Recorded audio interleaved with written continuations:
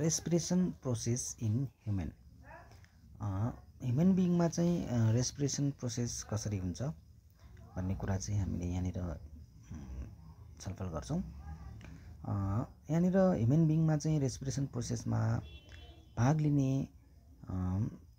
अर्गान्सहरू चाहिँ अब यहाँनिर छ नोज, लार्निक्स, अनि यो रहेको छ विन्ड पाइप। अनि विन्ड पाइप चाहिँ दुईवटा पार्टमा डिभाइड भएको हुन्छ, त्यसलाई भन्छ ब्रोङ्कस। यहाँनिर हामी हेर्न सक्छौँ राइट ब्रोङ्कस र लेफ्ट ब्रोङ्कस। अनि ब्रोङ्कस चाहिँ बेलुन जस्तो ससानो बेलुन जस्तो स्ट्रक्चरमा गएर एन्ड हुन्छ, त्यसलाई भन्छ एल्भियोली। एल्भियोली हामी हेर्न सक्छौँ। र यहाँनिर लङ हामी हेर्न सक्छौँ, यो पनि अर्को इम्पोर्टेन्ट अर्गान हो। र डायफ्राजियम पनि अर्को रेस्पिरेसन प्रोसेसमा भाग लिने इम्पोर्टेन्ट अर्गान हो। अब रेस्पिरेसन प्रोसेस कसरी हुन्छ त? अब यहाँ हामी इन्हेलेसन गर्छौँ। इन्हेलेसन चाहिँ नोजबाट हुन्छ। इन्हेल गर्ने बेलामा अक्सिजन रिच एयर, अक्सिजन भएको एयर चाहिँ इन्हेल हुन्छ। त्यो एयर चाहिँ नोज हुँदै यता फानेक्स हुँदै लार्निक्स, र लार्निक्सबाट यो विन्ड पाइप हुँदै ब्रोङ्कसमा जान्छ, र ब्रोङ्कसबाट चाहिँ यता जान्छ एल्भियोलीमा। यो एल्भियोली चाहिँ लङमा हुन्छ। लङमा भएको यो एल्भियोलीमा चाहिँ हामीले इन्हेल गरेको अक्सिजन रिच एयर पुग्दछ। र यहाँनिर यो लङमा जुन ब्लड क्यापिलरिज हुन्छ, ब्लड क्यापिलरिजहरूले चाहिँ एल्भियोलीलाई कभर गरेर राखेको हुन्छ।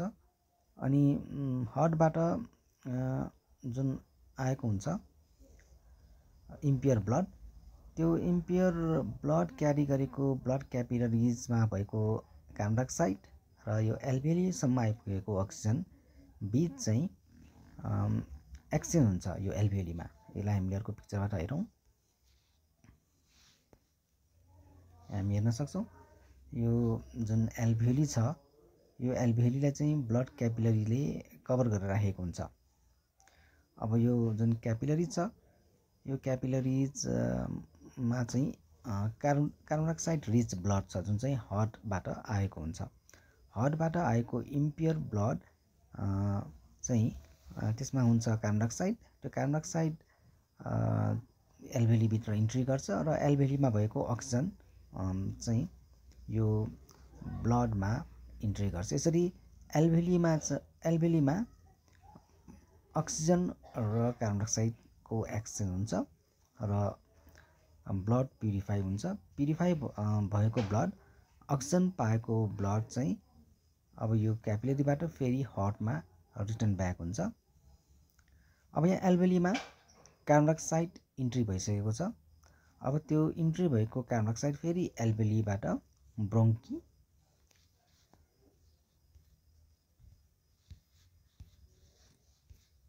र ब्रोङ्की हुँदै विन्ड पाइप हुँदै लार्निक्स फानेक्स हुँदै नोजबाट फेरि कार्बन डाइअक्साइड बाहिर निस्किन्छ।